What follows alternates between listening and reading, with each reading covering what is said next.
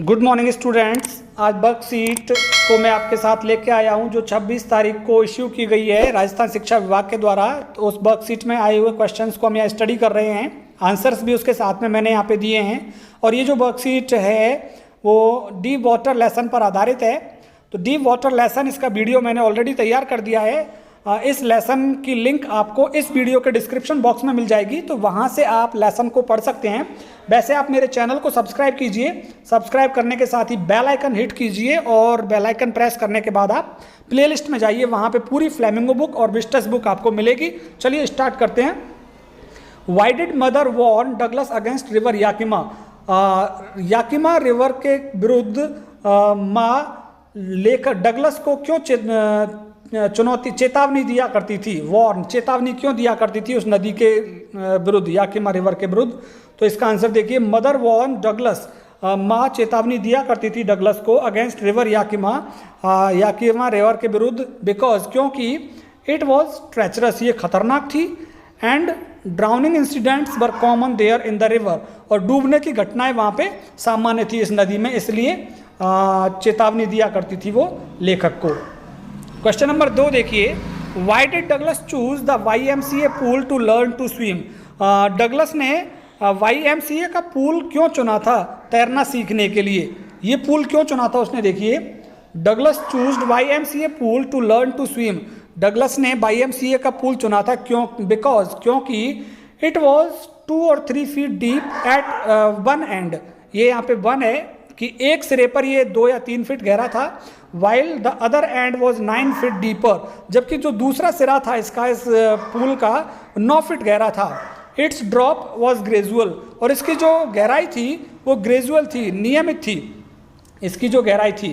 Question number 3, what accident took place with the author at the YMCA pool? YMCA pool पर author के साथ क्या घटना हुई, क्या घटना घटित हुई थी YMCA पूल पर? अ नॉटी बॉय, बॉय और लगा देना, अ नॉटी बॉय, एक शरारती लड़का, a naughty boy threw the author, एक शरारती लड़के ने लेखक को फेंक दिया था इनटू द डीप एंड, गहरे एंड की ओर of the YMCA pool, YMCA pool के गहरे एंड की ओर फेंक दिया था। एंड ही सेव्ड नैरोली, और लिख देना, और वो बड़ी मुश्किल से बचा था। ही सेव्ड नैरोली, बड़ी मुश्किल से बचा था। ही सेव्ड नैरोली, बड़ी मुश्किल से बचा था वो, नैरोली, बच तो गया था डूबने से बट लेकिन बड़ी मुश्किल से बचा था। ये दुर्घटना हुई थी उसके साथ में। क्वेश्चन नंबर 4 देखिए, what did Douglas plan to save himself when he went down for the first time in water? जब वो पहली बार पानी में गया, नीचे डूब रहा था, तो क्या योजना बनाई थी डगलस ने? देखिए, question number 4, author planned, author ने योजना बनाई, when his feet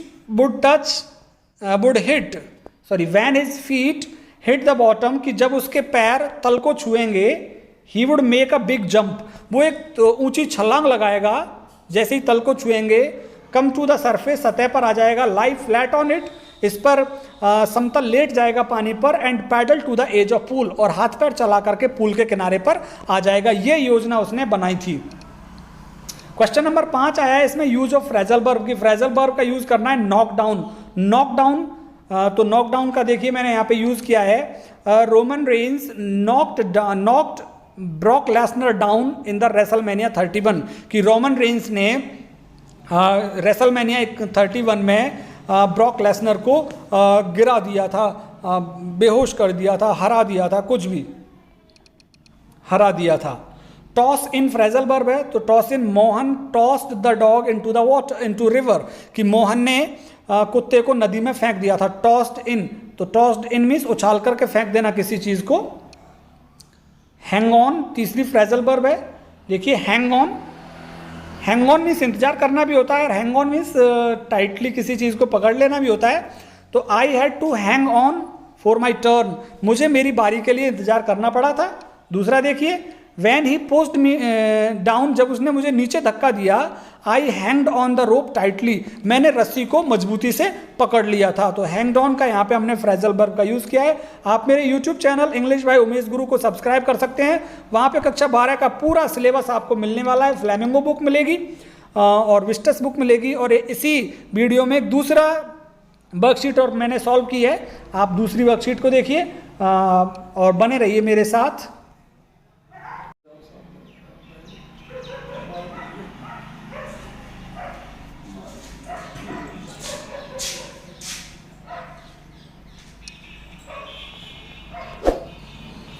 good morning students, class 12th के लिए आज की वीडियो में वर्कशीट हम सॉल्व कर रहे हैं, और ये वर्कशीट आधारित है लॉस्ट स्प्रिंग पे। और यहाँ पे आप देख सकते हैं क्लास 12th सब्जेक्ट इंग्लिश, और ये वर्कशीट राजस्थान शिक्षा विभाग के द्वारा कंटिन्यूसली अपलोड की जा रही हैं, जिससे कि स्टूडेंट्स घर रह करके अपनी एक्सरसाइज कर सकें। लेसन्स के वीडियो आप मेरी प्लेलिस्ट में देख सकते हैं, तो चैनल को सब्सक्राइब कीजिए। सब्सक्राइब करने के साथ ही बेल आइकन हिट कीजिए, और बेल आइकन हिट करने के बाद प्लेलिस्ट में जाइए, वहाँ आपको सारे लेसन्स फ्लेमिंगो बुक से मिलेंगे, साथ ही विस्टस बुक के लेसन भी आपको मिलेंगे। अब मैं आपको बताने वाला हूँ कि ये जो लेसन है लॉस्ट स्प्रिंग, इसका वीडियो तैयार है। इस वीडियो के डिस्क्रिप्शन बॉक्स में आपको लॉस्ट स्प्रिंग लेसन की लिंक मिल जाएगी, वहाँ से आप स्टडी कर लीजिए। चलिए स्टार्ट करते हैं। इसके मल्टीपल चॉइस क्वेश्चंस इसमें दिए हुए हैं, बहुविकल्पीय प्रश्न। मल्टीपल चॉइस क्वेश्चन आपके आएंगे विस्टस बुक से, आपके मल्टीपल चॉइस क्वेश्चंस आने वाले हैं, और वहाँ से आप, और साथ ही जो आपके पैसेज आएंगे उसमें भी कुछ मल्टीपल चॉइस क्वेश्चन आएंगे। 6 नंबर का एक पैसेज मल्टीपल चॉइस होगा, 9 नंबर में भी का जो पैसेज होगा उसमें भी कुछ मल्टीपल चॉइस आएंगे। तो इसकी वीडियो मैंने बना दी है, प्लेलिस्ट में है। चलिए स्टार्ट करते हैं इसको। What does the author analyze in the story? इस कहानी में जो लेखक है किस चीज़ को एनालाइज करता है, किस चीज़ का विश्लेषण करता है? इस कहानी में किसका करता है? रिच पीपल का, गाविज, poor children and their exploitation, गरीब बच्चे और उनका शोषण, हरबर्ग किसका विश्लेषण करता है यहाँ पे? तो ऑप्शन इसमें सी एकदम सही, बिल्कुल सही जवाब है आपका। इसका ऑप्शन सी रहेगा, poor children and their exploitation, गरीब बच्चे और उनका शोषण। क्योंकि आपने देखा पहले साहिब-ए-आलम की स्टोरी थी, उसमें किस प्रकार उसका गरीब था और शोषण हुआ उसका। दूसरी स्टोरी मुकेश की थी, और तीसरी स्टोरी सबिता की थी। तो यहाँ पे गरीब बच्चे और उनके शोषण, उनकी मजबूरी का यहाँ पे चित्रण किया है, उसका विश्लेषण किया है। क्वेश्चन नंबर 2 देखिए, what forces the children to live a life of exploitation? क्या चीज़ बच्चों को बाध्य करती है कि वो शोषित जीवन जीते हैं? लाइफ ऑफ एक्सप्लॉयटेशन, की वो शोषण का शिकार हैं, ऐसा जीवन वो जी रहे हैं। तो कौन सी चीज़ बाध्य करती है उनको शोषण का जीवन जीने के लिए? तो कौन सी चीज़ करती है? A greed, 2 extreme poverty, C peers, D parents. Greed means होता है लालच, एक्सट्रीम पॉवर्टी मीन्स अत्यधिक गरीबी, पियर्स मीन्स होता है जो बराबर के लोग होते हैं, बराबर के लोगों का समूह, हम उम्र के लोग, और पेरेंट्स माता पिता होते हैं। तो इसका आंसर क्या रहेगा? इसका आंसर रहेगा, बिल्कुल सही कहा, एक्सट्रीम पॉवर्टी, अत्यधिक गरीबी की वजह से उनका जीवन इस तरह से शोषित होने के लिए बाध्य है। क्वेश्चन नंबर 3 देखिए, according to the author what was garbage for the parents? लेखक के अनुसार माता पिता के लिए कचरे का मतलब क्या था? क्या था उनके लिए कचरा? गार्बेज मीन्स कचरा। तो क्या चीज़ था? ए मीन्स ऑफ एंटरटेनमेंट, मनोरंजन का साधन, बी मीन्स ऑफ जॉय, प्रसन्नता का साधन, मीन्स ऑफ सॉरो, दुख का साधन, मीन्स ऑफ सर्वाइवल, जीविका का साधन। तो क्या जवाब रहेगा इसका? मीन्स ऑफ सर्वाइवल, जीविका का साधन था, क्योंकि वो कचरा बीनते थे और उसमें से कोई अच्छी चीज़ों को बीन करके वो बेचने के लिए चले जाते थे और उनका पेट भर लेते थे वो अपना उससे प्राप्त पैसे से।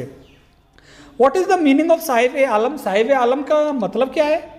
ऑनर मालिक, रिच मैन धनवान, पुअर मैन गरीब, लॉर्ड ऑफ द यूनिवर्स ब्रह्मांड का स्वामी। तो क्या उत्तर रहेगा इसका? लॉर्ड ऑफ द यूनिवर्स, ब्रह्मांड का स्वामी। नेक्स्ट क्वेश्चन देखिए, why is the author calling garbage as gold in the story? Author कचरे के ढेर को सोना क्यों कह रहा है इस कहानी के अंदर?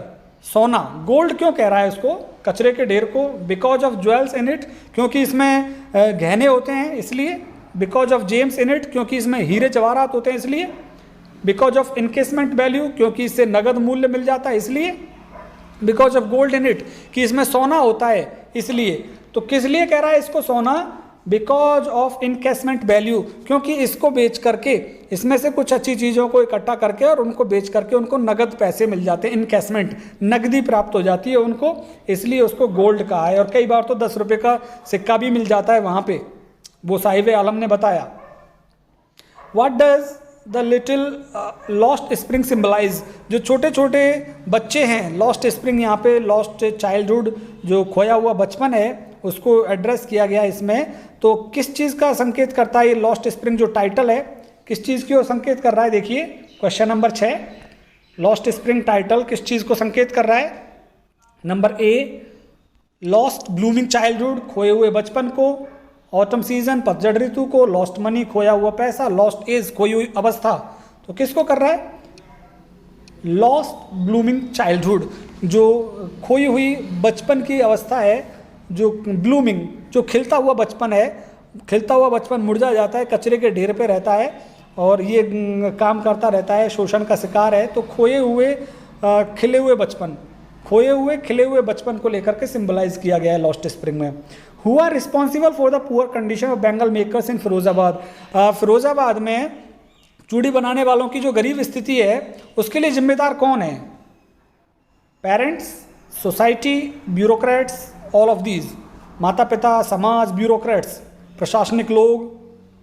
तो इसमें सभी जिम्मेदार हैं भाई। माता पिता खुद इसलिए जिम्मेदार हैं क्योंकि वो कुछ नया नहीं करना चाहते, समाज के लोग हैं वो उसी में ही लगे रहना चाहते हैं, जो उनके माता पिता उनको छोड़ के गए उसी धंधे में लगे रहना चाहते हैं, और ब्यूरोक्रेट्स भी, पुलिस और वकील भी जिम्मेदार है क्योंकि वो कुछ नया करते भी हैं तो पुलिस और वकील उनको जेल में ठूस देते हैं।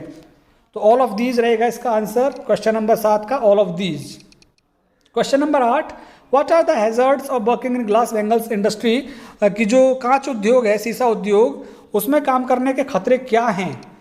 पुअर हेल्थ, आपका स्वास्थ्य बेकार रहेगा, इम्पेयर्ड विजन, आपको दृष्टि दोष हो जाएगा, मिजरेबल लाइफ, दयनीय जीवन हो जाएगा, ऑल ऑफ दीज। तो इसमें सारी चीज़ें ऑल ऑफ दीज है इसमें। पुअर हेल्थ हो जाएगी आपकी, बीमार हो जाओगे, आंखें आपकी चली जाएंगी, मिजरेबल लाइफ हो जाएगी, दयनीय जीवन हो जाएगा। तो इसका आंसर ऑल ऑफ दीज रहेगा। How is Mukesh attitude different from that of his family, Mukesh का जो एटीट्यूड है अपने परिवार से कैसे अलग है? बीइंग अ कावर्ड, वो एक डरपोक है, बीइंग अ फाइटर, वो एक लड़ाकू है, being daring, firm and clear, कि वो साहसी है, दृढ़ निश्चयी है, और कन्फर्म है अपनी बात पे, नॉट क्लियर, अस्पष्ट है उसका। तो इसका आंसर क्या रहेगा? सी, बीइंग डेयरिंग, क्योंकि वो साहसी है, फर्म दृढ़ है, और स्पष्ट दृष्टिकोण है उसका कि मुझे मोटर मैकेनिक बनना है, इसलिए मुकेश का जो एटीट्यूड है वो अलग है। What is Mukesh dream, Mukesh का सपना क्या है? मुकेश क्या बनना चाहता है? To be a motor mechanic, motor mechanic बनना चाहता है। तो इस वीडियो के डिस्क्रिप्शन बॉक्स में आप इस लेसन की लिंक ले सकते हैं और आप मेरे चैनल को सब्सक्राइब कीजिए, और आप सब्सक्राइब करने के साथ ही बेल आइकन हिट कीजिए, प्लेलिस्ट में जाइए, वहाँ आपको सारे लेसन्स मिल जाएंगे। बहुत बहुत धन्यवाद।